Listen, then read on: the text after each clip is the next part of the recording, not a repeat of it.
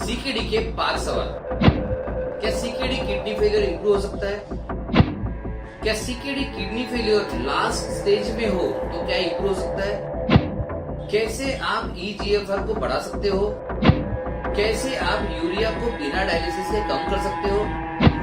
और कैसे किडनी को एक्टिवेट करके क्रिएटिनिन को भी कम किया जा सकता है, यही आप जानेंगे।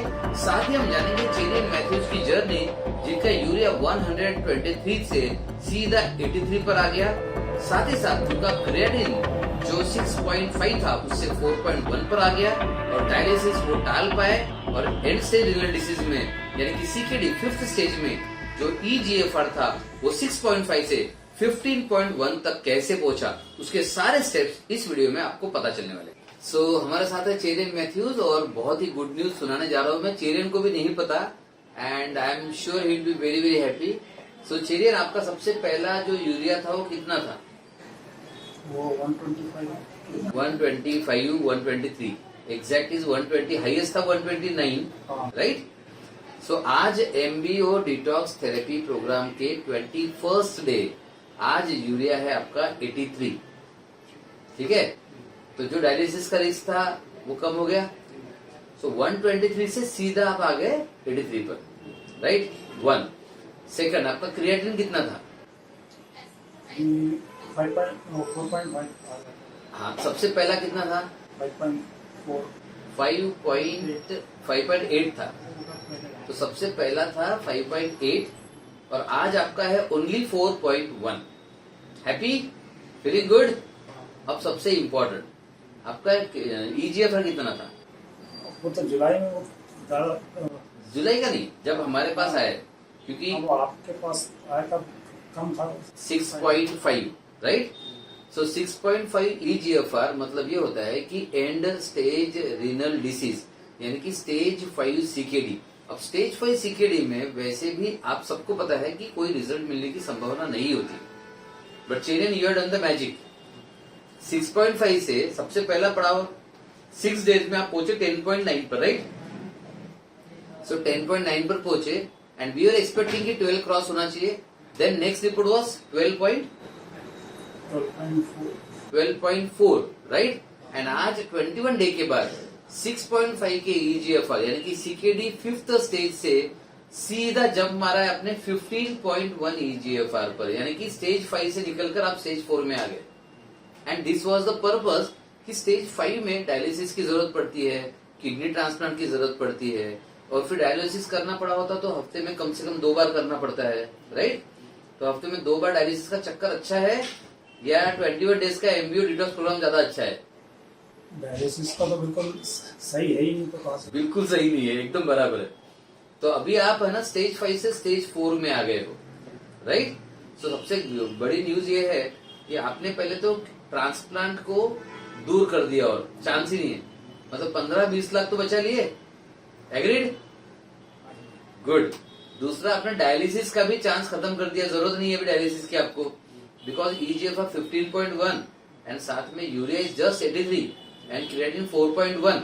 अब इस लेवल पे डायलिसिस तो आपको कोई एडवाइस नहीं करेगा, राइट? दूसरा, आपकी ओवरऑल हेल्थ इंप्रूव होगी। हाँ, ओवरऑल हेल्थ फ्रेशनेस इंप्रूव हो गया। हाँ, थोड़ी सी थकान जरूर, थोड़ी सी थकान जरूरी है। पहले की अपेक्षा कितनी कम हुई और कितनी बाकी है?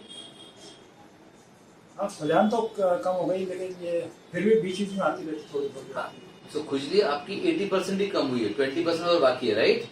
ओके। वीकनेस भी 70-80% कम हुई, 20-30% बाकी है, राइट? तो आपको ऑल ओवर देखा जाए तो माइंड में भी चेंज आया, यस और नो? हाँ, ठीक है। बॉडी में चेंज आया, किडनी में चेंज आया, यूरिया में चेंज आया, क्रिएटिनिन में चेंज आया, ईजीएफआर में चेंज आया और सबसे इंपॉर्टेंट है सीकेडी के स्टेज में चेंज आया। स्टेज 5 से सीधा स्टेज 4 पे गए। Congratulation Cherian, you have done it, very good.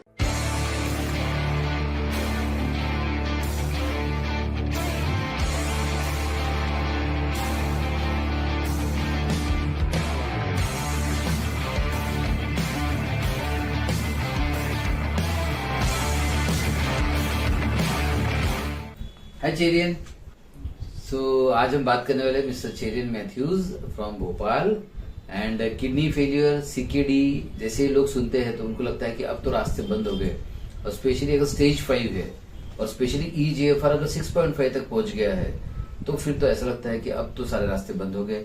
And stage renal disease generally सबसे डिफिकल्ट माना जाता है। इनफैक्ट मैं भी एग्री करता हूँ, इट इज मोस्ट डिफिकल्ट, लेकिन इट इज नॉट इम्पॉसिबल, मतलब उसे रिकवर किया जा सकता है। तो देखते हैं एंड स्टेज रीनल डिसीज में चेरियन मैथ्यूज की जर्नी हमारे साथ कैसे रही। साथ ही साथ मैं कुछ चेरियन को कुछ एक्सप्लेन करने वाला हूँ जो आपके काम में जरूर आएगा, तो वो भी देखेगा। So hello Cherian, welcome to advance health. Thank you. So Cherian, तो आप 19 नवंबर को आए थे। जब आप आए थे तो आपके दिमाग में क्या क्या चल रहा था? बिकॉज क्या है, एंड स्टेज रीनल डिसीज में तो डाउट तो रहेगा ही रहेगा, एंड हमने भी देखा कि आप बहुत सारे कंफ्यूजन डाउट में थे, which is completely okay. But दिमाग में क्या चल रहा था? क्योंकि कैसे है, ये सच्चाई है कि सबके दिमाग में डाउट्स रहेंगे, राइट? तो एग्जैक्टली क्या चल रहा था बताइए, ताकि जो लोग देख रहे हैं इसको किडनी फेलियर वाले वो रिलेट कर पाए उसको एग्जैक्टली। तो क्या चल रहा था दिमाग में? रिवर्स वगैरह होता है कि नहीं ये? हाँ, सही में रिवर्स होता है क्या? हाँ, पहला सवाल तो ये था। दूसरा, एक और पीछे जाएंगे थोड़ा सा, तो कंसल्टेशन में अपनी बात हुई थी, तो कंसल्टेशन में भी आपने यही सवाल पूछा था कि सही में होता है क्या सर, कि मैंने बहुत जगह कराया लेकिन कुछ बहुत जगह तो नहीं करा, हालांकि दूसरी कुछ मेडिसिन लिया था आपने हाँ शायद? मेडिसिन एलोपैथी की जरूर लिया था। हाँ। उसके बाद फिर आयुर्वेद में थोड़ा ऑनलाइन देखा था तो उसमें मजा नहीं आया। हाँ। फिर उसके बाद में फिर यहीं पे एकदम आपका चल रहा था तो मैं थोड़ा देखते हैं, ट्राई करते हैं। Very good. तो अभी जब आप ट्राई करने के लिए आए थे तब एक तो मन में डाउट था, हाँ, ठीक है, ऑब्वियसली, मतलब आई कैन कम्प्लीटली अंडरस्टैंड। तो मन में डाउट था, पता नहीं होगा कि नहीं होगा, ठीक है, सही में कुछ होता है क्या, स्टेज 5 है, एंड स्टेज रीनल डिसीज है, पता नहीं कुछ होगा कि नहीं होगा, राइट? तो आपको इन सब में, ये सारे कंफ्यूजन में रूट कॉज ट्रीटमेंट का कॉन्सेप्ट कैसा लगा? क्या लगा आपको कि यार जड़ पे काम करना चाहिए कि नहीं करना चाहिए? पहले तो करना ही चाहिए उसमें, जड़ पे तो करना ही चाहिए, राइट? अब आपने देखा कि बहुत जगह किडनी की दवाइयां मिलती है, कुछ लोग आयुर्वेदिक की दवा देते हैं, वो इतनी सारी दवाइयां आती है, होम्योपैथी की दवा देती है, इतनी सारी दवाइयां आती है वो भी, और एलोपैथी की दवाई तो लेते ही लेते हैं लोग। तो क्या लगता है कि सिर्फ दवाइयों से kidney and stage renal disease stage 5 में कुछ फायदा हो सकता है, ऐसा लगता है आपको? अब चूंकि जब हुआ तो पहली बार, इसलिए वो पहले से कोई आइडिया था नहीं। ओके, तो अब मैं आपको कुछ समझाने वाला हूँ, ठीक है? आप उसको देखिएगा अच्छे से और थोड़ा सा समझिएगा, आपके बहुत काम में आने वाला है वो। और ये सब आपको रिजल्ट्स क्यों देगा, सबसे इंपॉर्टेंट ये समझना जरूरी है, ठीक है? अब देखिए, ये आपकी किडनी है, ठीक है, ये आपकी किडनी है। किडनी में ना फेलियर के 3 कारण होते हैं। एक तो होता है प्री रीनल, दूसरा होता है रीनल, और तीसरा होता है पोस्ट रीनल। अब प्री रीनल में क्या होता है कि किडनी में ब्लड आने के पहले ही कहीं तो ब्लॉक है, फॉर एग्जाम्पल किडनी की आर्टरी ब्लॉक हो गई तो किडनी तक ब्लड जाएगा ही नहीं, तो किडनी के पहले ही प्रॉब्लम है, तो इसे बोलते हैं प्री रीनल। देन अगर किडनी में प्रॉब्लम है तो रीनल, और किडनी के बाद कुछ प्रॉब्लम है, फॉर एग्जाम्पल अगर किडनी में से यूरिन जा रही है नीचे, यहाँ पे ब्लॉक हो गया, सब स्टोन आ गया या स्ट्रिक्चर हो गया, तो ये हो गया पोस्ट रीनल, मतलब किडनी के बाद में प्रॉब्लम। तो अब जनरली जो सीकेडी होता है स्टेज 5 यूजुअली आपके जैसा, तो आपका है रीनल, आपके किडनी में प्रॉब्लम है। तो थोड़ा सा हम जानेंगे कि किडनी में प्रॉब्लम क्यों आते हैं, और ये जानेंगे कि रूट कॉज ट्रीटमेंट का क्या महत्व है। एग्जाम्पल, सपोज ये किडनी है, अब ये किडनी को अगर मैं किसी कीचड़ में रख दूं तो क्या लगता है किडनी का क्या होगा? खराब हो जाएगी, बराबर है? अब ये कीचड़ में रखी हुई किडनी को मैं बहुत सारी दवाइयां दूं तो कितना चांस है कि ये किडनी ठीक हो सकती है ना? तो किडनी कीचड़ में रखी हुई है, अब वो कीचड़ में रखी हुई किडनी ठीक नहीं हो सकती, अब दवाई कितनी भी दे दो। तो क्या लगता है स्मार्ट तरीका क्या है, पहले किडनी का उपचार करो या पहले कीचड़ को साफ करो? कीचड़ को साफ करना पड़ेगा, बराबर है? हाँ। तो पहले कीचड़ को साफ करना पड़ेगा। एग्जैक्टली ऐसा हम सबके साथ होता है। अब ये किडनी जो है, सपोज इसके आजू बाजू में सारा टॉक्सिन है। अब टॉक्सिन्स कहाँ से आएंगे किडनी के आजू बाजू में? जब हम खान पान करते हैं तो इंसेक्टिसाइड, पेस्टिसाइड जा रहे हैं बॉडी के अंदर, राइट? मतलब हम रोटी, सब्जी, चावल कुछ भी खा ले, आपको पता है कि इंसेक्टिसाइड, पेस्टिसाइड जा ही रहे। इसके अलावा आजकल हम पिज्जाज एंड बर्गर्स खाते हैं लोग, कुछ लोग इससे भी ऊपर जाते हैं, फिर वो ड्रिंक्स लेते हैं, अल्कोहल लेते हैं, टोबैको, स्मोकिंग, तो आप देख रहे हो कि ये सारा तो आपके बॉडी में जा रहा है, और ये सारा का सारा डिटॉक्स नहीं हो पाता। ये सेल्स लेवल पर ये सारा डिपॉजिट होते रहता है। अब सेल लेवल पर डिपॉजिट होता है, फ्लूइड लेवल पर डिपॉजिट होता है, और धीरे धीरे ये पूरा एटमॉस्फेयर खराब हो जाता है, एक तरह का कीचड़ बन जाता है, टॉक्सिक, उसको टॉक्सिक लोड बोल दीजिए या टॉक्सिक कीचड़ बोल दीजिए। अब जब सारे सेल्स में ये जा रहा है कचरा, तो ये तो किडनी में भी जा रहा है ना, किडनी की सेल्स में भी जा रहा है। अब ये किडनी के सेल्स में भी कचरा है, बाजू आजू में भी कचरा है। अब तो इसके अलावा और चीजें बताऊं मैं आपको, एयर पोल्यूशन तो है, वाटर पोल्यूशन भी है, फूड पोल्यूशन भी है। आप वेज खा रहे हो, नॉन वेज खा रहे हो, तो भी पोल्यूशन ही खा रहे हो आप, राइट। तो अब आपको पता है कि ये सारे टॉक्सिन्स बीमारियां पैदा करते हैं, एग्री और नॉट? अब इसके ऊपर और हम दवाइयां खाते हैं। अब आपने सुना है दवाइयों से किडनी खराब होती है? हाँ, दवाई से भी उसका एलोपैथी, हाँ दवाई से भी होती खराब, दवाई से होती है, राइट। आप उसे एलोपैथिक दवाई कहो या आयुर्वेदिक कहो या गलत तरीके से ली हुई होम्योपैथिक भी कहो। गलत तरीके से लिया तो होम्योपैथिक का भी साइड इफेक्ट आएगा। ये लोगों में बहुत बड़ी गलतफहमी है कि होम्योपैथी का कोई साइड इफेक्ट नहीं आता, इसलिए अंधाधुंध खाते हैं लोग, ऐसा नहीं चलता, ठीक है। ज्यादा साइड इफेक्ट नहीं होता होम्योपैथी का, क्योंकि होम्योपैथी जनरली इनविजिबल मेडिसिन होती है, वो जाकर किडनी को टकराएगी नहीं। लेकिन एलोपैथिक मेडिसिन, इवन पैरासिटामोल भी खा रहे हो या एसिडिटी की दवाई खा रहे हो या बीपी की, शुगर की, कोई भी दवाई खा रहे हो, अल्टीमेटली वो दवाई को बाहर निकलने के लिए यही रास्ता है। यूरिन के द्वारा बाहर निकलना है तो किडनी के थ्रू जाना पड़ेगा, तो सबसे ज्यादा अटैक किडनी पर होगा। अब ये सबसे ज्यादा जब अटैक किडनी पर होगा, तो अब ये किडनी पर जो अटैक हो रहा है, ये अल्टीमेटली किडनी कितना दिन सहन करेगी? ऊपर से आजू बाजू कचरा भी है, कीचड़ भी है, टॉक्सिन्स भी है, और इस पर भी अटैक है, तो अब ये किडनी हो जाती है फेल। अब ये ऐसा माहौल है, आजू बाजू में टॉक्सिन्स, अंदर भी टॉक्सिन्स। अब मुझे बताओ, ये किडनी को अगर दवाई दो, कोई भी दवाई दो, एलोपैथिक दवाई, आयुर्वेदिक दवाई, होम्योपैथिक दवाई, लेकिन टॉक्सिन्स को वैसे ही छोड़ दो, तो क्या होगा बताइए? ठीक नहीं होगी, है ना। तो सिंपल है समझने में, 5वीं क्लास के बच्चों को भी समझा तो समझ जाएगा कि अगर बॉडी में टॉक्सिन्स है, एटमॉस्फेयर में टॉक्सिन्स है, और किडनी के अंदर टॉक्सिन्स है, तो ये किडनी, अब आप दवा देते रहो कितना भी, तो ठीक नहीं होगा। अब ज्यादातर लोग इसी ट्रैप में है। अब आपने एक स्मार्ट काम किया है, जब आप आए भले डाउट में थे, मैंने कहा भी था आपको कि थोड़ा सा माइंड पर मतलब माइंड का हमको साथ मिलना चाहिए, ऐसा देखो, ठीक है। तो अभी क्यों होता है अगेन वो भी बता दूं, माइंड का किडनी का कनेक्शन क्या होता है वो भी बता दूं आपको। अगर माइंड में, सपोज किसी के माइंड में प्यार वाला इमोशन है, तो ब्रेन पर उसका इम्पैक्ट आएगा कि नहीं आएगा? आएगा, राइट। अब वो माइंड पर प्यार वाला इमोशन है, ब्रेन पर इम्पैक्ट आया, ब्रेन से न्यूरोट्रांसमीटर्स रिलीज हुए, एंड न्यूरोट्रांसमीटर रिलीज हुए, और फिर बाद में हॉर्मोन्स रिलीज होते हैं। तो हॉर्मोन्स रिलीज कौन से हो गए? माइंड में प्यार वाला विचार है तो ऑक्सीटोसिन, लव हार्मोन, प्यारा वाला हार्मोन रिलीज होगा। लेकिन वही माइंड में अगर स्ट्रेस है तो बॉडी में एड्रेनालिन, कॉर्टिसोल रिलीज होगा। अब जैसे ही कॉर्टिसोल ब्लड में घूमेगा और किडनी में जाएगा, तो कॉर्टिसोल तो स्टेरॉइड है, वो भी इसे नुकसान करेगा। तो आप देख रहे हो कि जब भी माइंड में कोई भी विचार है, उसका किडनी से सीधा कनेक्शन है। कैसा कनेक्शन है?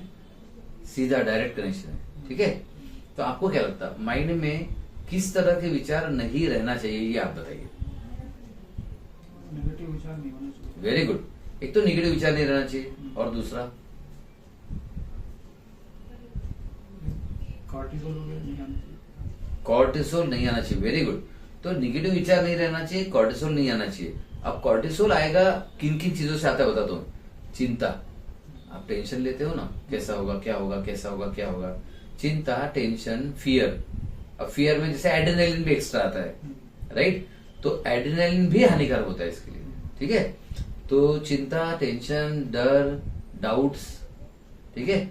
जैसे फॉर एग्जाम्पल, अगर मैं कोई काम कर रहा हूँ, एग्जाम दे रहा हूँ, IAS की एग्जाम दे रहा हूँ सपोज, और मैं डाउट में हूँ, चांस क्या लगता है मैं पास होऊंगा कि फेल होऊंगा? अगर डाउट में होगा तो डाउट वाला बंदा पास होगा कि फेल होगा? फेल हो जाएगा, राइट। तो कुछ लोग मुझे कहते हैं हेल्थ में, सर डाउट तो आएगा, जब तक ठीक नहीं होता तब तक डाउट आएगा। तो मैं कहता हूं जब तक डाउट रहेगा तब तक ठीक नहीं होगा, राइट। अब स्टेज 5 में हमने पहले भी डिस्कस किया है कि हमें स्टेज 5 एकदम नॉर्मल तो करना नहीं है, राइट, हमें रिवर्स करना है। तो स्टेज 5 से हमें स्टेज 4 आना है। तो अब आपकी जर्नी के बारे में बात करते हैं। आप जब यहाँ पर आए मैंने आपको कहा था कि पहले 2 दिन में ही आपको थोड़ा सा हल्का सा आपके बॉडी में चेंज महसूस होना शुरू होगा। तो क्या हुआ था पहले 2 दिन में, क्या चेंज लगा था आपको? क्योंकि आप आए थे डाउट में थे, आप करूँ कि नहीं करूँ, करना चाहिए कि नहीं करना चाहिए, राइट? तो 2 दिन में आपको, या कब आपका फेथ थोड़ा सा तैयार हुआ, ये बताइए। 4 दिन के बाद। क्या लगा था 4 दिन के बाद आपको? थोड़ी खुजलान कम हुई थी। हाँ, जो पिछली खुजली हो रही थी, जो यूरिया के बढ़ने से होती है, तो खुजली थोड़ा कम होना शुरू हुई, राइट? Very good. और खास तो वही था। ठीक है, वो वीकनेस लग रहा था, वो कैसे रहा? वीकनेस थोड़ी सी कम हुई। वीकनेस कम हुई क्योंकि आपका चेहरा उस दिन का और आज का चेहरे में बहुत ज्यादा फर्क पड़ा है। आपको महसूस हो रहा है ये? आपने मिरर देखा? ठीक है, फीलिंग कैसा है ओवरऑल? कितना फ्रेश लग रहा है आपको पहले से? अच्छा ही लग रहा। अच्छा लग रहा है। एक मैंने और ऑब्जर्व किया है कि जैसे आप पहले स्माइल नहीं करते थे ज्यादा, अभी मैं आपको देख रहा हूँ स्माइल भी कर रहे हैं, रिलैक्स भी लग रहा है आपको, राइट? ओवरऑल चलने फिरने में जो हम बोलते हैं एनर्जी, एजिलिटी जिसको बोलते हैं, फुर्ताई, वो फुर्तीलापन कैसा लग रहा है अभी आपको? ठीक, अच्छा। ठीक है, अब ये तो सब्जेक्टिव बात होगी, लेकिन हम देखेंगे अभी और थोड़ा डीप जाकर कि आपके रिपोर्ट्स में भी परिवर्तन आया, राइट? अब जो रिपोर्ट्स में परिवर्तन है वो कैसा लगा आपको? सबसे पहला चिंता की बात थी यूरिया। डॉक्टर्स ने कहा था कि यूरिया ऐसे रहा तो आपको ट्रांसप्लांट करना पड़ेगा, राइट?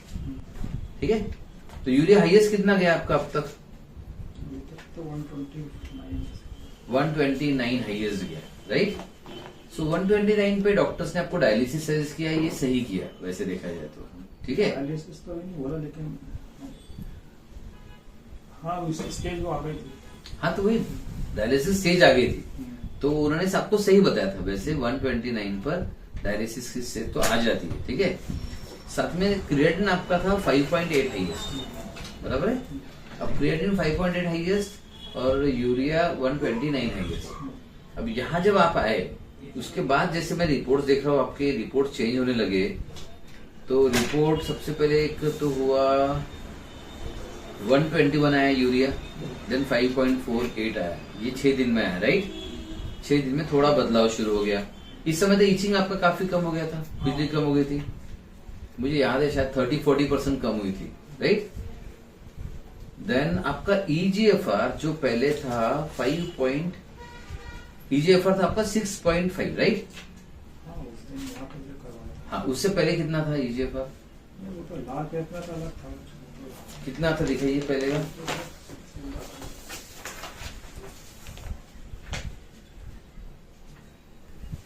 EGFR जुलाई का। अच्छा, जुलाई का, तो ये जुलाई में आपका 14 था, तो अभी तो ये कम हुआ था, बराबर? तो EGFR आपका जस्ट 6.5 था। अब 6.5 से हमने पहला पड़ाव डिसाइड किया था कि हमें कोई भी हालत में कोशिश करना है कि 15 के आसपास पहुंच जाए या 15 के ऊपर पहुंच जाए, राइट? तो आपका GFR आया था 10.9, ये हुआ था 25 तारीख को, राइट?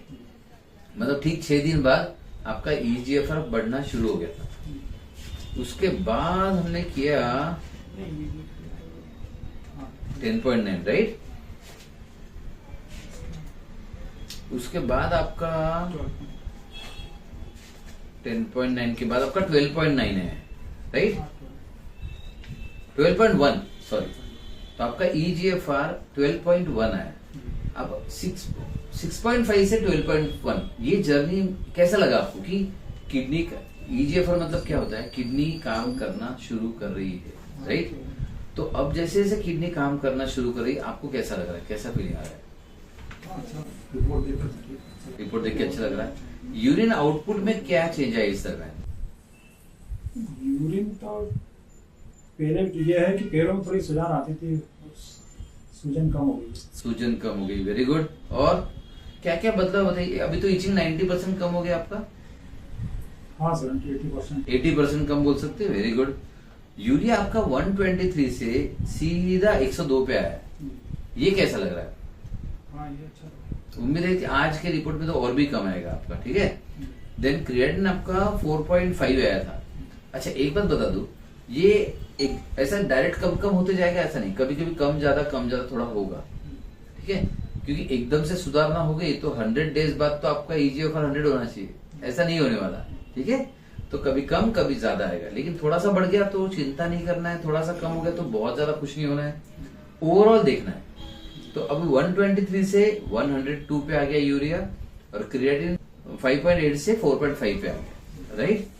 तो अब ईजीएफआर आ गया 12 पर। अब हमारा अगला पड़ाव ये होना चाहिए कि इसको 15 के बाहर कैसे लेके जाए, 15 के ऊपर कैसे लेके जाए, राइट। तो ओवरऑल जो आपको लग रहा था डाउट, उसके हिसाब से अभी तक आपकी जर्नी का आप 2 लाइन में क्या बोलेंगे, कैसे रही जर्नी? आर यू सेटिस्फाइड कि ये डिटॉक्स प्रोग्राम ने आपको फायदा किया, डिटॉक्स एंड थेरेपी प्रोग्राम ने फायदा किया या नहीं किया, क्या लग रहा है आपको? हाँ किया, कुछ हद तक किया। कुछ हद तक किया, ऑब्वियसली कुछ हद तक ही होने वाला है। हाँ? ये स्टेज 1 स्टेज 2 होता ना आपका, तो और बहुत बड़ा चेंज आता, लेकिन स्टेज 5 मतलब ESRD मतलब एंड स्टेज रीनल डिसीज, इसमें कोई भी फायदा होना बहुत बड़ी बात होती है, और आपको एक्चुअली बहुत अच्छा फायदा हुआ। तो अब आपको ईजीएफआर अगर 15 के ऊपर जाए तो कैसा लगेगा? अच्छा ही लगेगा। और इसीलिए अभी आपने आगे जर्नी ज्वाइन किया, राइट। तो जितने भी किडनी फेलियर के पेशेंट्स है, एंड स्टेज के हो या कोई भी हो, ये जो डिटॉक्स प्रोग्राम आपका हुआ, आप क्या सजेस्ट करोगे इनको? किडनी वालों ने करना चाहिए, नहीं करना चाहिए, जो भी है आपका क्या सजेशन है? किडनी वालों को करना चाहिए। करना चाहिए। साथ में आपने देखा लीवर फेलियर का भी पेशेंट है आपके साथ, उनको भी ट्रांसप्लांट बताया था, उनका इम्प्रूवमेंट भी आप देख ही रहे हो। बात हुई उनसे? इंटरव्यू तो नहीं हुई, बाकी हाँ बात तो चलती रहती है। बात तो चलती रहती है। कैसा लग रहा है उनका ओवरऑल? हाँ उनका भी अच्छा है। उनका भी अच्छा है। तो आप देख रहे हो लीवर फेलियर में भी इम्प्रूवमेंट है, किडनी फेलियर में भी इम्प्रूवमेंट है ना। और दोनों में मेजर इम्प्रूवमेंट है। ऐसा नहीं कि आपका यूरिया 123 से 123 से 115 पे आके रुक गया, ऐसा भी नहीं हुआ। आपका सीधा 23 पॉइंट से यूरिया कम हुआ, बराबर है। सो 23 पॉइंट से यूरिया कम होना वैसे देखा जाए तो बहुत बड़ी बात होती है, जनरली ऐसा नहीं होता। ठीक है, आज के रिपोर्ट में और उम्मीद है कि यूरिया और 10 से कम हो जाएगा, क्रिएटिन थोड़ा बहुत और कम होगा, ईजीएफआर थोड़ा बहुत और बढ़ेगा, इतना एक्सपेक्टेशन आज भी है। तो अगर ऐसा रिपोर्ट आता है कुछ, तो मैं आपके इस वीडियो में इसको ऐड करवा दूंगा, राइट। अभी आपको देरी हो रही है, रिपोर्ट्स आने में देरी हो जाएगी, तो इसलिए मैं आपको शुभकामनाएं देता हूँ इस जर्नी में। एक बात याद रखिए, ये जर्नी लंबी जर्नी है, शॉर्टकट नहीं है, लेकिन ऐसे ही सुधार होते गया तो फिर आपको शायद डायलिसिस की भी जरूरत ही ना पड़े, है ना। सोचिए अभी आपका यूरिया आ गया 80-90 पर, जस्ट इमेजिन 90 पर आ गया, ज्यादा नहीं उम्मीद करते, ठीक है। यूरिया 90 पर आ गया और क्रिएटिन 4.5 ऑलरेडी है, सपोज इसी पे रहा, चलो नहीं आया कोई भी चीज, 4.5 4.8 ही रहा, यूरिया 80 आ गया, तो क्या लगता है आपको डायलिसिस की जरूरत पड़ेगी? नहीं, ट्रीटमेंट चलता है तो हाँ, सो ट्रीटमेंट चलता रहा तो नहीं पड़ेगी, पहली बात। दूसरी बात, इसमें जो केयर लेनी है आपको,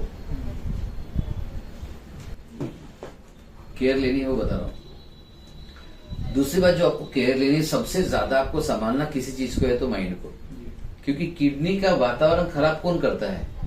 माइंड, ठीक है।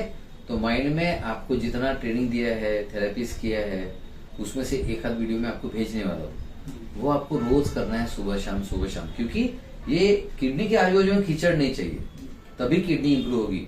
किडनी के आजू बाजू में टॉक्सिन है, कीचड़ है, खराबी है, तो किडनी इंप्रूव नहीं होगी, आप दुनिया की कोई भी दवाई ले लो। समझ में आ गया इतना? गुड। तो इसलिए इसको कहते हैं रूट कॉज ट्रीटमेंट। हमने टॉक्सिन्स का रूट निकाल दिया, जो भी खराबी निकाल दी, इसलिए इसे माइंड बॉडी ऑर्गन डिटॉक्स कहते हैं। तो माइंड पर काम किया हमने, बॉडी पर काम किया, ऑर्गन पर काम किया, राइट, और डिटॉक्स भी किया और कुछ थेरेपीज भी की, तो इसलिए mind body organ detox therapy, right. तो आप कहेंगे बाकी लोगों से कि ये करना चाहिए, पक्का? अगर कोई बंदा आपको मिलता है, यार मेरी किडनी खराब है, तो आप क्या सलाह दोगे उसको? हाँ, डिटॉक्स वगैरह करना चाहिए। करना चाहिए, या दवाई खाते रहो बोलोगे? दवाई का तो डिटॉक्स करना चाहिए, पक्का? 100%? हाँ करना चाहिए उसमें। वेरी गुड, शाबाश शाबाश। चलिए, बहुत अच्छा लगा आपसे बात करते हुए, एंड उम्मीद है कि ये जो मैंने आपको एक्सप्लेन किया, ये बाकी सबके भी काम आएगा, आपके भी काम आएगा, ठीक है। तो आपको ध्यान रखना है, सिर्फ माइंड पर ध्यान रखना है, और जितना बताया रूटीनली करना है बराबर, धीरे धीरे इम्प्रूवमेंट आएगा। यहाँ पर आए तो फास्ट आया, अभी जब जाओगे तो स्लोली आएगा। फॉलो किया तो कंसिस्टेंटली आएगा, फॉलो नहीं किया तो स्लो आएगा, ठीक है।